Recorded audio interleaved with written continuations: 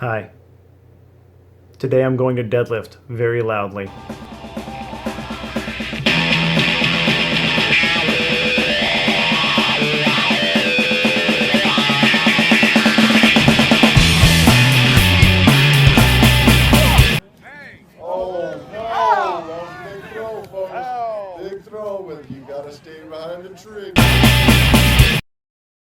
I'm kind of heading into today with a loose plan for training. Some days are like that. Just have a general idea of what I'm going to do. I know I'm going to deadlift. The group up at Heroes CrossFit is going to deadlift heavy today. I don't know that that's really in the cards for me.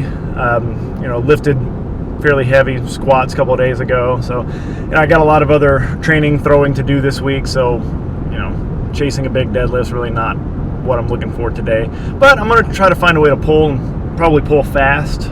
Maybe add bands, chains, some kind of accommodating resistance. Get some speed work. Even if I have to do something like pull sumo.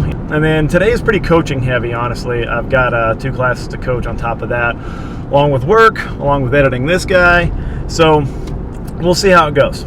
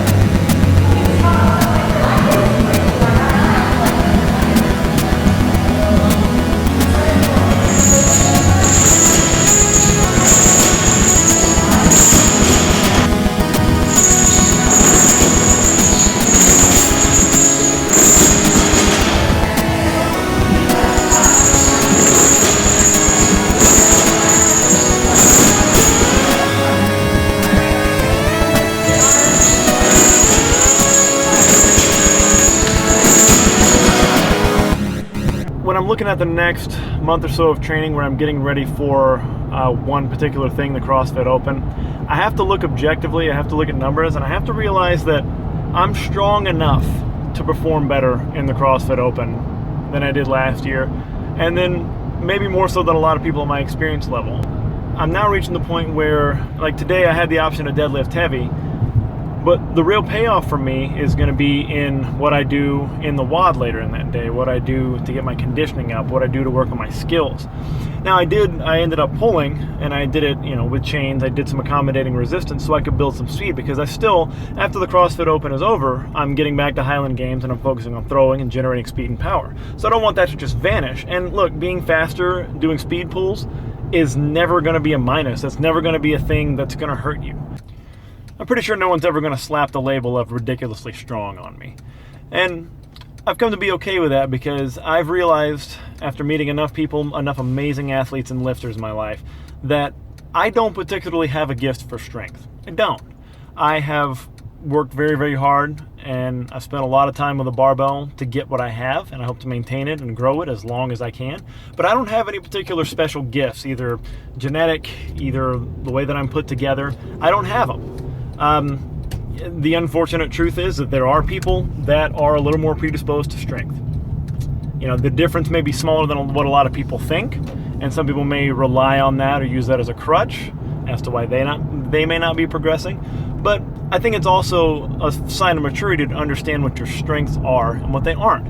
And I know that top-end strength, maximal slow strength, is not going to be something where I ever excel and I'm known worldwide for. And that's okay.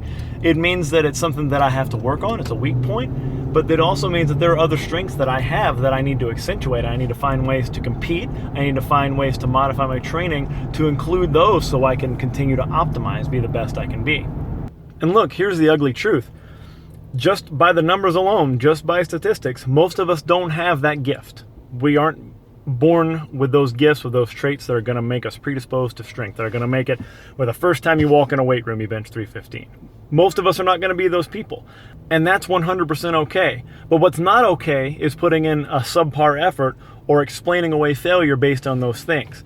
You need to try to improve your lifts, your technique, your strength level. Those are the things that matter. So don't worry about being ashamed of a PR because it's a small number compared to what you saw on the internet or what you saw somebody else do. Don't worry about that. That means you're getting better. That's improvement. That's the name of the game. Because at the end of the day, we're all going to make it past that tipping point. We're going to make it past the top of the mountain where we start descending downwards. And how long can you maintain that strength after that point? How long can you maintain the ability to get up out of a chair on your own, get off the toilet on your own?